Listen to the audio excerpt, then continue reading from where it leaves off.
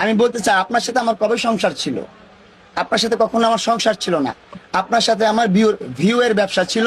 আপনার কাছে মাফ চাই ভাই, হাত জোর করে আবারও মাফ চাই। আপনি বারবার বলেন তো যে আপনি জনসম্মুখীনে এসে মাফ চান, আপনার মামলা তুলে নিব, আপনাকে মাফ করে দিব। এই যে মাফ চাচ্ছি, দেখি আপনার মামলাগুলো তুলেন কিনে না।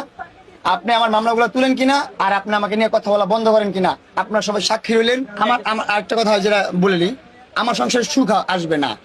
ওর সংসার ভেঙে আমার সাথে সংসার করতেছে।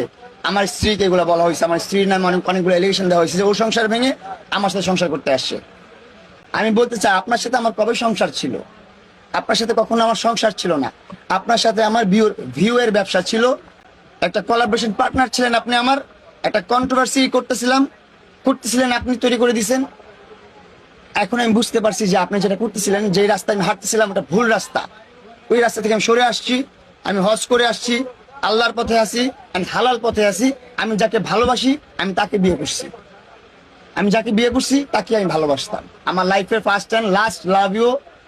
ওরে আমি বিয়ে করছি, আমার লাইফে আর কখনো বিয়ে করবো না। ওর যদি আমার লাইফ থেকে চলে যায়, আপনারা এই ভিডিওটা জবানবন্দি হিসেবে রাখতে পারেন। আমি বলে দিয়ে যাচ্ছি, লিখে দিয়ে যাচ্ছি, ও যদি আমার লাইফ থেকে চলে যায়, আমি চিরকুমার থাকবো আমার জীবনে। এতটুকু বলে দিলাম।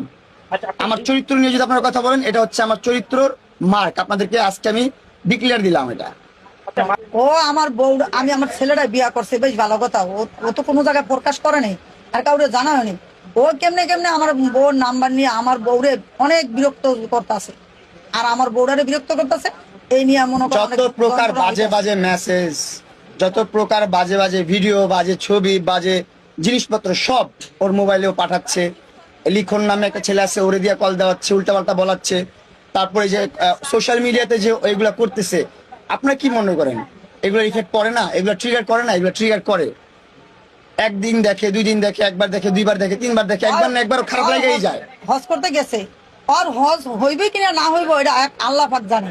লিখন কিভাবে জানে যে হজ হবে না? আচ্ছা, বাদ দাও। মার দোয়া আছে, বাবার দোয়া আছে, প্রতিবন্ধী 3টা ভাই বোনের দোয়া আছে। ওর হজের জায়গা হয়েছে বাড়িতে। ওর হজ করতে মক্কা শরীফ যাইতে হইব না। ওর হজ এই যে জান্নাতের ভিতরে, জান্নাত এই জায়গায় আছে। তারপরও আমরা আলহামদুলিল্লাহ করে আল্লাহর রহমতে হজের জায়গায় পাঠাইছি। এতটুকু আমার স্যাটিসফ্যাকশন, এর চেয়ে বেশি আমি চাই না। আর আমি ওই ভদ্রমহিলাকে বলতে চাই, আপনি ভিউ ব্যবসা অন্য কিছু নিয়ে করেন। আপনার পর্যাপ্ত পরিমাণ মানুষ এখন চিনে, বাংলাদেশের সবাই চিনে, সবাই জানে যে লায়লা নামে একটা মানুষ আছে বাংলাদেশে। আপনি অন্য কিছু করেন। আপনার কাছে মাফ চাই ভাই, হাত জোর করে আবারও মাফ চাই। আপনি বারবার বলেন তো যে আপনি জনসম্মুখীনে এসে মাফ চান, আপনার মামলা তুলে নিব, আপনাকে মাফ করে দিব। এই যে মাফ চাচ্ছি, দেখি আপনার মামলাগুলো তুলেন কিনে না। আপনি আমার মামলাগুলো তুলেন কিনা, আর আপনি আমাকে নিয়ে কথা বলা বন্ধ করেন কিনা। আপনারা সবাই সাক্ষী রইলেন। আমার জনগণ যারা আছেন, ভালোবাসার মানুষজন যারা আছেন, শুধু ভালোবাসার মানুষরা যারা হেট করেন, তাদেরকেও সাক্ষী রেখে বলতেছে যে হাত জোর করে মাফ চাচ্ছি। ও বলছে যে মাফ চাইলে নাকি ও মামলা তুলে নিবে, ও আমাকে নিয়ে কথা বলা বাদ দিয়ে দিবে। এই মাফ চাইলাম আজকে, দেখবো এটার রেজাল্ট কি আসে। আদারল্যান্ড 24, মাতৃভূমি, বিশ্ব সংবাদ 24 ঘন্টা।